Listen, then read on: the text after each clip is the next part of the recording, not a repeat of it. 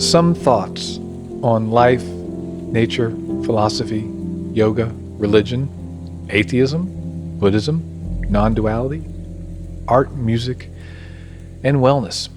Mostly positive looks at things that will hopefully give you a moment to pause and a moment to take a breath.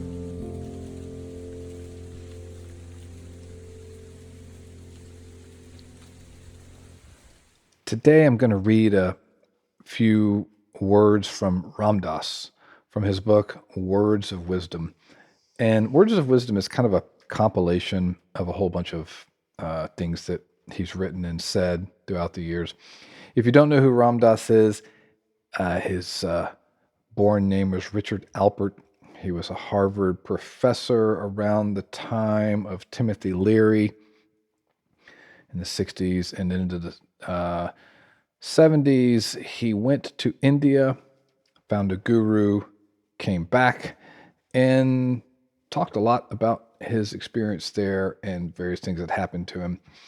And he was one of the great teachers, I think, of the time period. I think he passed around 2016, I believe, somewhere around there.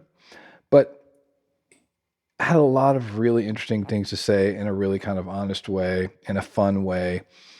And there's some great talks out there you can check out with Ram Dass online. There's a podcast that has many talks from the 60s, 70s, 80s, 90s. So highly recommend any of those. This book is broken up into chapters, and then there's kind of subheadings within the chapters. And the first chapter is called Silence as the Doorway. And this is another one of those books that's great for just, you could just pop it open and pull out a paragraph or a sentence and just sit with it. But I've actually gone through chapter 1 here in Silence as a Doorway and picked a few of these. And the first subheading under Silence as a Doorway, actually the second one, is how you get trapped in your mind. The first one I'm going to read says, many people look back with horror on all their past experiences and say, well, finally, it's getting good. That's because they haven't yet stood back far enough to see how exquisitely it all unfolds. Every confusing, backtracking doubt, every fear, horrible experience, unfortunate event, pitiful circumstance, seemingly frivolous act, or sinful breakdown of discipline, everyone was just a step along the path.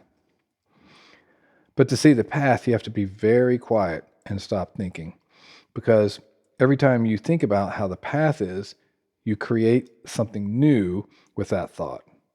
Even the concept of a path. You're in the moment now. This moment is the path. The next section is called Inner Silence. And this one says, listening is an art that comes from a quiet mind and an open heart. Listening uses all your senses, and it is a very subtle skill, not only with the ears, but with your whole being. Your being becomes the instrument of listening.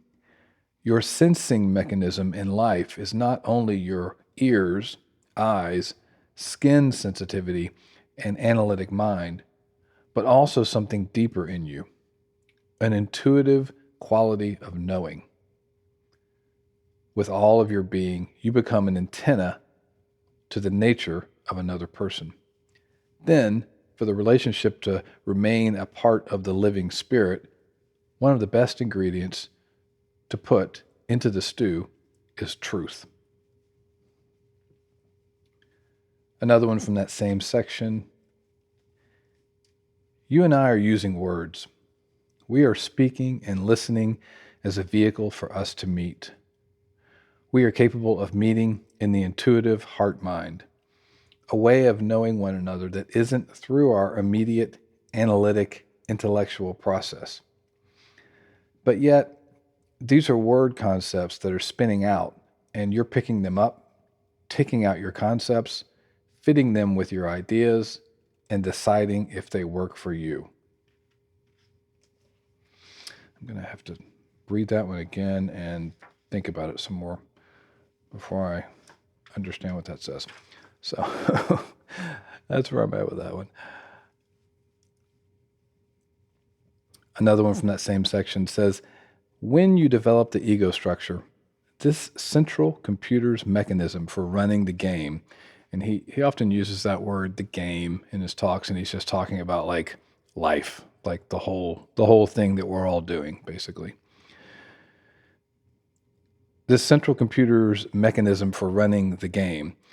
The question arises as to how attached you are or how identified you are with it. In spiritual evolution, you don't destroy the ego. You merely shift from identifying with it to using it as a functional unit. You still need it to function so that when I'm talking to you, I realize that there's a you and a me. And this last one I'm going to read from this section says, it's interesting that as long as you identify with your personality, the things that get you uptight are your enemies. The minute you identify with your awareness, then the things that you get uptight show you where your awareness still has sticky fingers. Because your mind deals with so much polarity, you feel that if you're happy, that means you can't be sad, so you push away what makes you sad. But if you're going to be free, there's nothing you can turn away from or turn off. If you live fully in this moment, does this moment include that baby taking its last breath from starvation? Yes. So are you sad? Yes. Does it include the baby taking its first breath as it comes out of its mother's womb and the joy of the beginning? Yes. So you're happy. If you are embodying the fullness of the moment, all of these are your voices. If you were to become free, there is nothing you can push away.